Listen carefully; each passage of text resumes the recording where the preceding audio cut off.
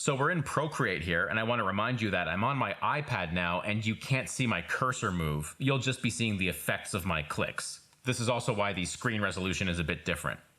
One thing we probably all know already intuitively from interacting with our devices every day is a two-finger touch will enable you to zoom, rotate, and move this canvas around. Now, Procreate is super streamlined for painting because the iPad is limited to the one screen, so there's actually not much we can do to this interface except for just understand it. Right away though, the interface does meet my overall criteria. You've got your tools up here on the upper left, you've got your brushes here. This is the eraser tool. Right here you have your layers, and on the very upper right you have your color picker. Now the color picker can be undocked, just drag it and you could then drag it anywhere on the screen that you want. Clicking the X will just dock it back up on the upper right. Going back in here, you could select these options down at the bottom to change the layout of the color picker.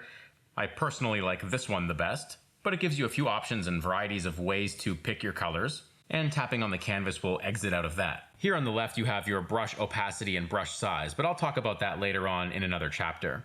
One thing that is customizable about the interface though, if you go up to this wrench icon and go to gesture controls, you have access to different features of the software. I want to go to quick menu here and show you a really cool one that I use. It's this bottom one, touch and hold, which will bring up a quick menu. So I enabled that, I'll push done. The quick menu is simply if I touched and held, it brings up this little quick menu where I can make a new layer or flip the canvas or clear a layer or copy and paste.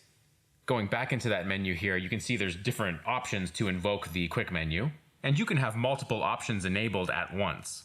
And this is true for all the features you can modify, and just note that a touch is different than a Apple Pencil touch. Procreate can detect differences between the two. Pretty awesome. So you can have different Apple Pencil and finger combination gestures to activate different features. So, aside from actually using the tools and functions of the software, which we'll get into right away, this is about all you need to know for the interface side of things. And that about wraps it up for interfaces in general. Let's dive a little deeper now and start looking at some tools.